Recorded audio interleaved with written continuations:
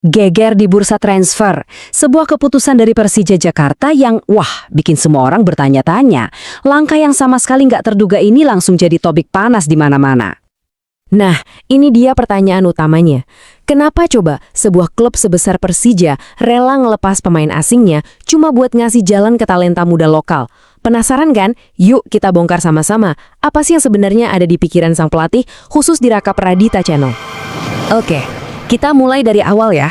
Jadi ceritanya begini, latar waktunya itu di bursa transfer paruh musim Liga Indonesia 2025-2026. Dan ya, semua mata tertuju pada satu orang, pelatih Persija Mauricio Souza, yang bikin satu gebrakan super berani. Dan jeng-jeng, ini dia inti masalahnya.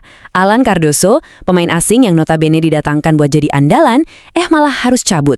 Terus penggantinya siapa? Bukan pemain asing baru loh, tapi seorang wonderkid asli Indonesia, Doni Tripamungkas. Dia yang dipercaya buat ngisi pos di sisi kiri. Gila kan?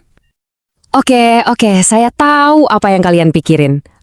Ini sih pasti si Alan Cardoso mainnya lagi jelek, makanya dicoret. Tunggu dulu.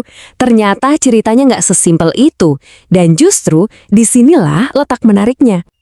Tuh kan, ini pernyataan langsung dari Coach Souza sendiri loh ya, bukan karangan saya.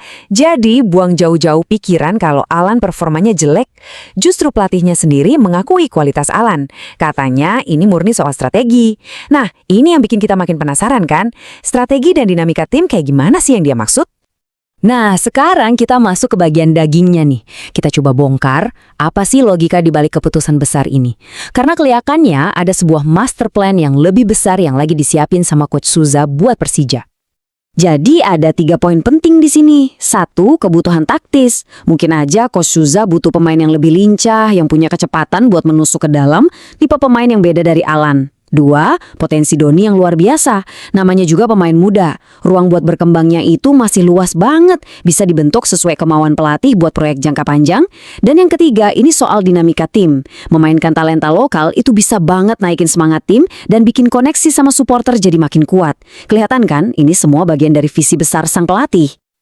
Ujung-ujungnya langkah ini ya, sebuah pertaruhan. Betul sekali. Sebuah perjudian besar yang mempertaruhkan masa depan tim demi talenta lokal. Kata perjudian ini pas banget. Bayangin aja, Coach Souza menukar kepastian, yaitu pengalaman pemain asing, dengan sebuah potensi dari anak muda lokal. Ini kayak ngasih pesan yang kuat banget kalau dia percaya talenta-talenta Indonesia itu bisa bersaing. Ya tentu saja, sekarang semua lampu sorot langsung mengarah ke Doni Tripamungkas. Beban di pundaknya jelas berat banget, tapi di saat yang sama, ini adalah kepercayaan yang luar biasa dari pelatih. Dia harus dan wajib membuktikan kalau perjudian ini nggak salah. Ayo buktiin Don. Dan ini membawa kita ke pertanyaan terakhir yang paling penting. Apakah ini langkah seorang jenius yang visioner, yang berani percaya sama anak muda? Atau ini bakal jadi kesalahan fatal yang bakal disesali? Cuma waktu yang bisa jawab. Sekarang saya mau dengar pendapat kalian. Coba deh jujur, kalian ada di tim mana? Tim yang setuju sama Coach Souza atau tim yang bilang ini keputusan gegabah? Tulis opini kalian di kolom komentar ya, saya penasaran banget.